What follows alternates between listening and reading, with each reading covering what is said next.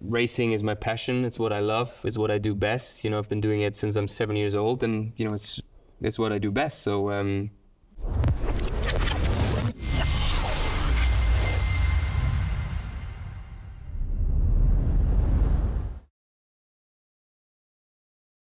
Again, thank you for this opportunity. It's a pleasure to be here and to meet a Formula One driver. Likewise, Klaus. But I have to say you're my number 2 Formula One driver to me. Yeah, the other guy was also a Nico Hülkenberg. So Rosberg. Yeah, he worked for Conti for some years, doing influencing on. Oh yeah. So what After do you call F1 career. Yes. Oh, I didn't know. Oh, he's sustainability now. So. No, Yeah. that was not the question. Just so you know that. Okay, one thing for the question is the first question is about Formula One. From looking from the outside, it can for me, you know, look a bit closed off. Also very extreme. Also kind of like a circus, both in a good way and in a bad way. The top athletes, I think I don't know if you address yourself as a top athlete, but I do. And then the highly skilled engineering, all the money, all the teams, and so on. So what is it when we also have Marcus over here? To the first time you entered Formula One, how was that like going into this extreme world? You mean when I started my career? Yes. Yeah, in Formula One. Yeah. When you entered Formula One. You know, at the time, so this was my first year racing in Formula One was 2010, but I was test driver for 2 years in 2008 and 2009 with Williams. And at the time, you know, it is, like you said, it's a bit this fancy world, a bit, you know, kind of unachievable when I was a junior. Then eventually when I made it there, you know, it becomes obviously your job, you know, it's your working environment. I think, you know, there's a lot to take in, a lot to learn. You need to, you know, learn about the dynamics in Formula One. All of a sudden, you know, you are, you know, exposed to the public attention and all these kind of things, which as a young individual, you know, can be stressful and difficult, and certainly was for me also. You know, some getting used to time.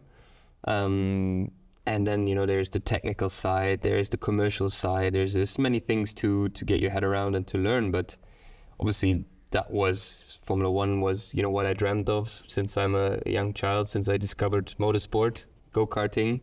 That was, you know, my goal and what I dreamt of. So yeah, when you get there, obviously, you know, you're full of, you know, you want to do stuff, you want to, you know, just kick ass, but it's not that easy, straightforward in Formula One. You quickly learn, you know, that you need the right machinery to be at the front, to be able to win there. But, you know, it's been an incredible journey. I've learned so much stuff in the 15 years that I'm there now. Obviously also as a young individual, you know, growing up, naturally, obviously you grow, you learn, but I think doing it in the F1 industry and circus, like you described, it is really a circus, you know, that we... From the outside at least it is, but... Yeah, we all travel, you know, together, and it's an industry, and I love it. But how close does it get when you're living this life, going for circuit to circuit around the year? What do you mean with close? Yeah, but does it get a family? Like, or is it just really no shot between the teams? No, look, I've worked with, you know, many teams, so obviously I know now I have my current team, but I have, you know, other people from other teams that I've worked with in the past, you know, and you make relationships, you build them, and with many other, you know, all other team members, I'm good friends now because we used to work, you know, 5 or 10 years ago. But of course now it is your competition, but you know, you got to know how to handle that. At the end of the day, you know, we're all in this industry, we all have to do our job. And, you know, things are competitive, but I think there's also a sense of, you know, when I say shit really hits the fan in Formula One and somebody has a big problem, I think there is a sense of, you know, of, helping each other, you know, and then being there for each other for sure. So not that extreme, there's actually normal person working there. You act like normal person also. Yeah, of course we're all normal human beings at the end of the day. Yeah, but looking from the outside, it maybe sometimes looks pretty extreme. So that's a cool thing. Yeah, no, that's good from the outside. Also looking, I've done some research on your career, and looking on the many races you have been in, the many years. You just said 15 years. You also won Le Mans. And also, when the pandemic was there, you entered as a substitute. You also had a comeback. You even had to work again, at least work with Kevin on. And so what is your angle on that part? Being so resilient, or being kind of like stable in saying, okay, there's an opportunity, I go for it. Is it just as you are as a person to work with, or is Formula One just so good an opportunity so you don't say no?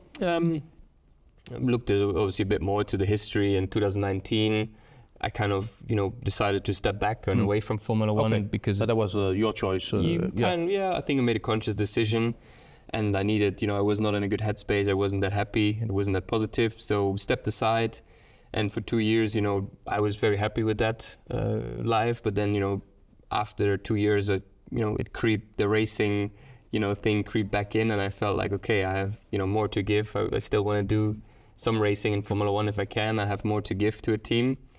And obviously in some of those times, whilst I was out, there was COVID obviously, and I had those, super sub races, which was positive for me because it brought me back onto the map of team principals. They saw me, they heard my name, and that, at the end of the day, I believe, made my comeback possible. But, in F1, there's only 20 seats, so there is not that many opportunities, and when there is one, you really have to grab it and, to capitalize on it and use it and make it work in your favor. And at the end of the day, racing is my passion. It's what I love. It's what I do best. I've been doing it since I'm 7 years old, and, it's what I do best. So when I go in a race car, don't overthink it. Just do what you do best. It sounds very simple, actually. It is. Well, it is. It is actually very simple. Yeah. I think life is simple. You don't. Just humans sometimes like to overcomplicate things. You're right. You're right. So from taking on this, as I also see you right now, meeting you for the first time also, and you said, example, life is simple. So the next question, which is also something I thought about, so also working with, I have known, you met Marcus earlier, yes, our young driver. Also, he needs to learn quite a lot now that you have learned for many years. But do you have any special, I know you're called the Hulk as a nickname, technique? Do you shout when something goes wrong, or do you meditate, or do you do push-ups? What do you do when everything hits, as you shit hits the fan, or you hit the wall? I think it depends, every human is different. We have different characters. You need to find out for yourself what works and what doesn't. But I think it's, in racing, in Formula One, but I think that applies also to other professional sports and even to the, to the business world. There's no shortcuts. It's hard work, dedication, passion. You just need to push. If you want to beat the others, you need to do more. You need to invest more. And I'm a big believer in hard work. That it will be, paid off in the end. And you need to. So when frustration hits you, you say, okay, next step is to work it off. It depends where you are. You need to get back up on your feet. Obviously, you need to understand, if you're in a bad spot, it's okay, why you're in a bad spot. You need to understand the situation and the cause, for the problems you have, and then obviously, understand them and try to get, solutions for the problems and try to progress and develop and move on from there. But that's also maybe relates to the 2019 when you kind of said, okay, a break from it was... for me, it was just, that at that time I was 9 or 10 years in Formula One, and I just, it wasn't the best dynamic within the team, and I just wasn't in the best positive headspace, which, if you look for ultimate performance in the last few hundredths of a second on a lap, it's difficult to achieve that. And I understood that, and I was just not... it didn't feel right anymore, so I followed my gut there. But that could also be for a young driver like Marcus and others. Also, it's okay to have some sort of mental break or whatever you... I think everyone, it's normal that, you have not just... Life is not always just sunny days, you have rainy days. In Denmark, you should go there. No. So, yeah. You, like I said earlier, I think you need to... figure out a way, how to, obviously be the best version of yourself, but being mentally happy is obviously a very important part of that. Yeah. So, if you go way back to where you were even younger, maybe at Marcus's age, did you have any mentoring or any, person that told you something that you took with you and said, okay, this is the thing that I go do or will? Yeah, I mean, I had many mentors, along the way in go-karting. I had 2, per guys actually, for one period one guy, then for another period the next guy, who kind of taught me, a lot of things about racing, about the technical stuff. Obviously, motorsport is a pretty technical sport, so you need to understand the dynamics as well of a go-kart, of a race car. And the more you understand, the more you, can piece things together. And afterwards, when I progressed to car racing, I had another mentor for a few years. And obviously, it's important. You're young, you don't know these things. You need to learn, but you also need to be, willing to learn. You need to be hungry for the information. And I was, but of course you need all these people that support you along the way, that educate you, that just help you to progress and grow as a person.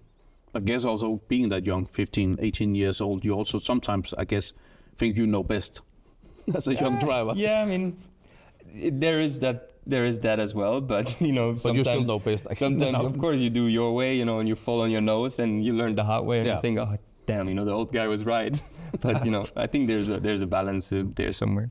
That's cool. I know that Marcus last weekend ended twice in the bunker, so that's something you learn. I'll look in at him right now. No, looking just a short into the future with two things. Let's take one, because Marcus is using a lot of time on the simulating part, racing.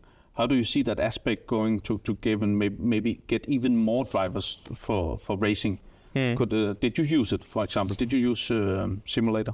I personally didn't. I think it's something that is really in fashion now, and that is very popular with a lot of young drivers. And I think it's positive. It's good. I know a lot of even current Formula 1 drivers do a lot of simulator stuff at home, away from the racetrack. And I think it's good, because you engage. Your brain is constantly thinking about racing, about setup, about optimizing. Where can I do better?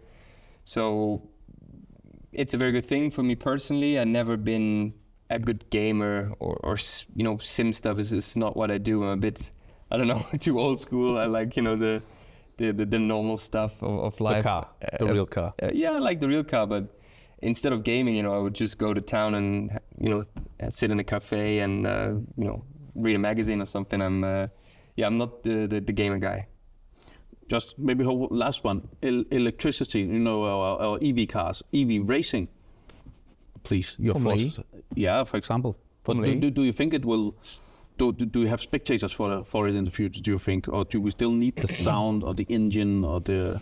I think now, Formula E has been around for, I don't know, probably 10 years or something like that. And obviously, but I don't think anyone is watching it, actually. Yeah, some people are watching it. Obviously, it has maybe not had the development that, one was expecting. But I don't know, it's difficult to foresee or to tell in the future, where it's going to go. But obviously, cars, and especially racing cars, people associate, sound and emotions with that. But if you have no sound, then, that's a bit difficult and limiting. But, the Formula E races are quite entertaining often, very eventful. Maybe I should see it a bit more then. It's dynamic racing, but we'll see. I still like the sound, though. The real sound. Me too. Cool. Old school petrol heads. Old school petrol heads and tire users also. Oh. We need to use some tires also, right? So you make money?